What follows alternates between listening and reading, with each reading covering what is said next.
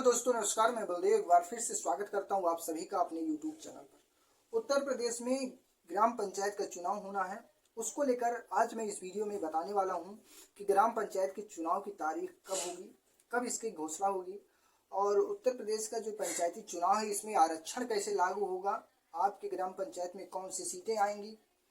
और इसी के साथ मैं ये भी बताने वाला हूँ कि इस समय ओम प्रकाश राजभर को लेकर जो ओबीसी आरक्षण को लागू कराने के लिए ओम प्रकाश राजभर इस समय 27% आरक्षण को 3 भागों में बांटना चाहते हैं।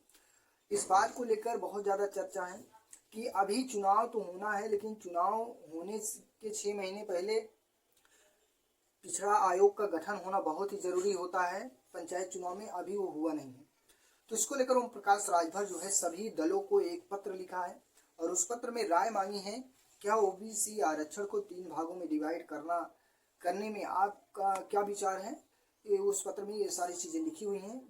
तो ओम प्रकाश राजभर के इस पत्र में जो सबसे ज़्यादा चर्चाएं हैं वो अनुप्रिया पटेल को दिए गए पत्र की सबसे ज़्यादा चर्चा है, क्योंकि अनुप्रिया पटेल का जो ऑफिस से जवाब आया है वो आया है कि आप, पहले तो उन्होंने कहा कि आप होते कौन हो इस तरीके का पत्र लिखने वाले, और दूसरी बात वहीं पे ये भी बताया जा रहा है कि उन्होंने कहा, अनुप्रिया पटेल की तरफ से बताया गया कि पहले जातीय जनगणना करवा लिया जाए तब उसके बाद जो है इस आरक्षण को लागू किया जाए। लेकिन अब ओम प्रकाश राजभर का कहना है कि जो अति पिछड़ा समाज है, यानी कि पिछड़े में 27% ओबीसी का आरक्षण है।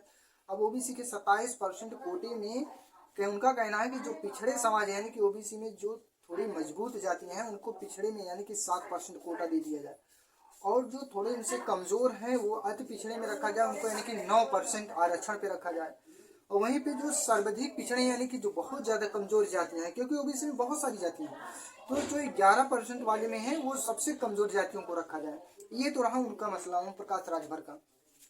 अब रही बात उत्तर प्रदेश के चुनाव को लेकर, तो उत्तर प्रदेश के चुनाव में जैसे ही बिहार का विधानसभा का चुनाव खत्म होगा, क्योंकि बिहार में विधानसभा चुनाव चल रहा है, ये आप सभी को पता है, और जैसे ही वो चुनाव खत्म होता है दिसंबर में पूरा परिणाम आ जाएगा, तो उसके बाद जो है उत्तर प्रदेश की जो पंचायत चुनाव है इसका जो है ओबीसी यानी कि पिछड़ा वर्ग आयोग का गठन हो जाएगा और मार्च अप्रैल महीने में चुनाव करा लिया जाएगा।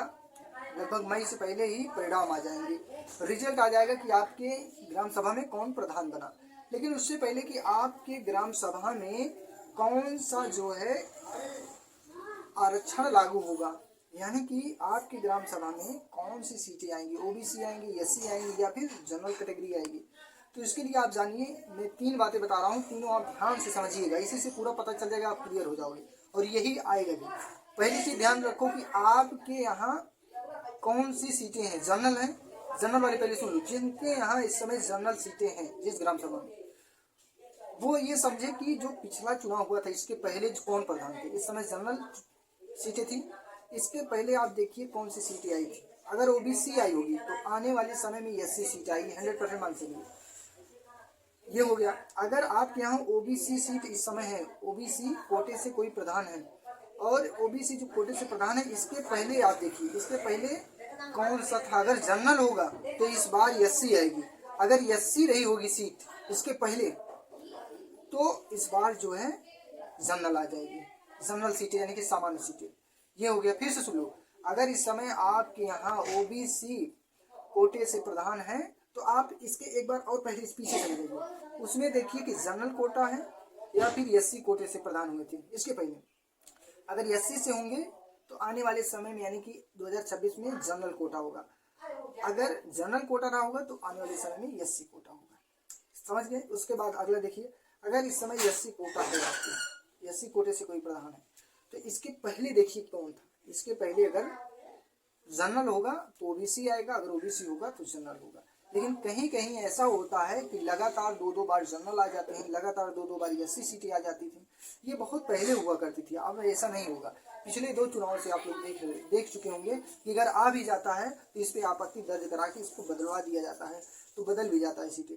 तो आज के वीडियो में बस इतना ही। इसके लिए मैं जो नए कोटे का प्रसीमन होने वाला है, नया कोटा कैसे लागू होगा, तो इसके लिए मैं अलग से वीडियो बनाऊंगा। तो आज की वीडियो में बस इतना ही। अगर चैनल पहली बार आए हैं तो चैनल को जरूर सब्सक्राइब कीजिए, वीडियो को शेयर कीजिए। धन्यवाद।